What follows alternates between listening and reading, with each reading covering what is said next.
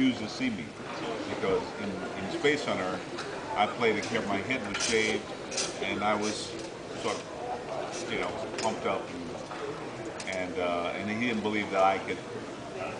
In that movie, it was sort of bigger than life, and in Ghostbusters, he had to sort of fit in with everybody, and so it took me a long time to get an interview. But when I finally did get an interview, um,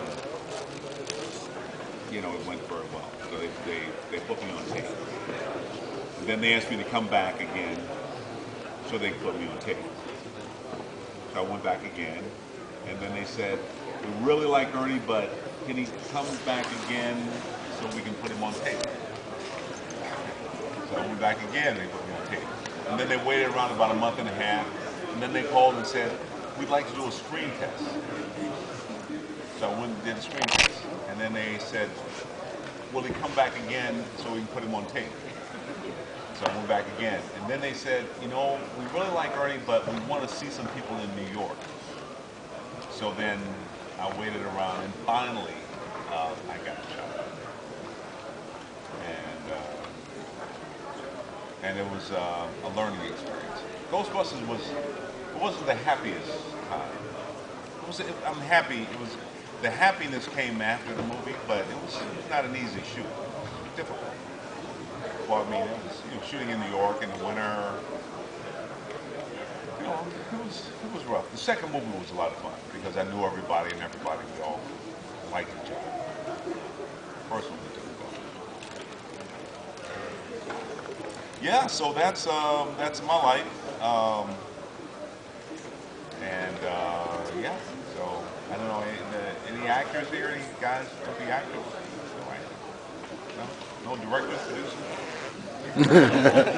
So there's nobody I'm gonna get a job from. So I guess that's about it for me. But yeah, I think Ghostbusters should take place in Germany. It'd be kind of fun. There's some haunted places here. Well, yeah, Germany must have some, it's got history.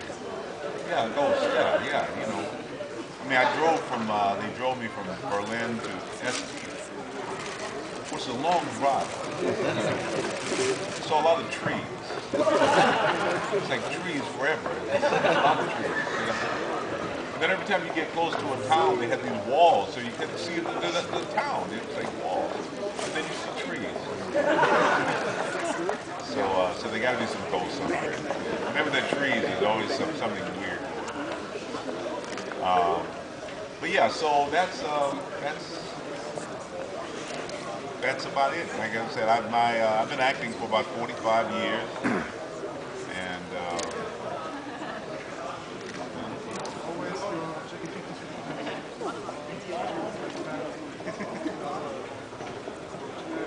was it always my objective to become an actor? Well, when I got out of high school, I realized that I needed to do something. So I joined the military. But then after I got in the military, I had asthma. I had allergies. So they kicked me out of the military after about 8 or 9 weeks. Which was a good thing, because they had this thing called Vietnam. I didn't know about it. So I was glad to get out. That's why I got out. And then I thought, okay, well, I need to do something. So I worked about 8 different jobs. And I went to school, went to college. And then I discovered theater. I went into a theater and I saw this play, and I just could not believe that you can make a living being an actor, that you could actually, I mean, it was so amazing to me that I thought, if I could just do that, so I gave this ridiculous prayer that, God, if you just let me do that, I won't need any money. You should never pray that prayer, okay? It's not a good prayer. So, but I fell in love with theater, and I started in college and started doing a lot of plays, and eventually got into television and film. Well, I spent about the first 10 years on theater. I did a play on Broadway last year. Every once in a while, I go back to theater. If there's a steady paycheck in it, I'll sing and dance and do whatever. I do sing, but I don't, and I've done musicals. You do what, I'm an actor. You do what the part calls for. And then and Ghostbusters came probably about 15 years after, after I started acting, kind of came along. And then things changed a bit. This one, the film was second. I'm sorry, you want to? No. Oh, yeah. Well, get her over here then. So anyway, I'm not going to bore you guys about it.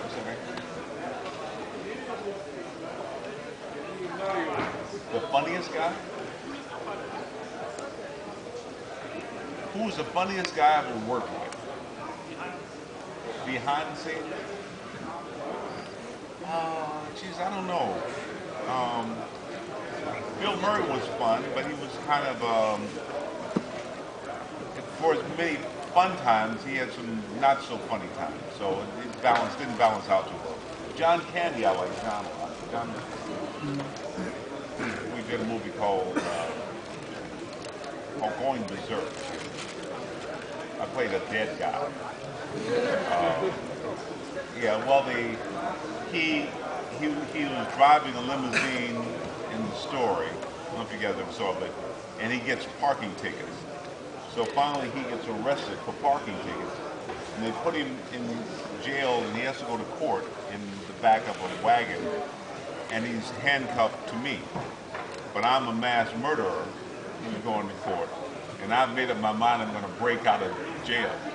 So when the van stops, I break out and I drag him along.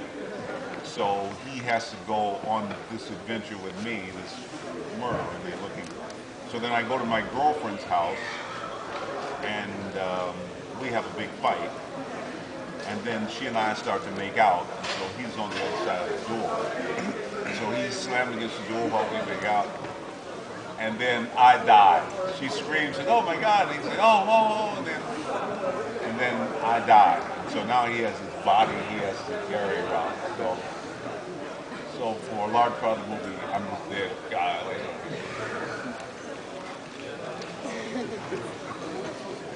So, I think your own children might be your biggest critics at all. Does your son like your movies? Was he allowed to play Ghostbusters or no Ghostbusters? Oh, my kids? Yeah. Yeah, well, I have two sets of kids. I have kids, grown kids, and they have families. And so my oldest son would say, Dad, if you're going to die in the movie, let me know because I don't like to see you, And then he was an actor for a while, and we did Oz. And on Oz, he died. And then it's kind of weird about that. So I finally got to what he was talking about. But yeah, no, the kids, my little kids, I didn't let them see Ghostbusters with the babysitter. Because kids do take it personal. I had some scenes on a little reel, and so I went to the kids were like 4 and 5 years old. And I took it to that little class, and they showed the reel to show the kids what I do. But on the reel was they hand the rocks a cradle, where the girl slaps me, and I start to cry. And the kids are like just totally freaked out. Oh no! So they take it. I have a brother who can't stand to see me cry in movies because he takes it very personally.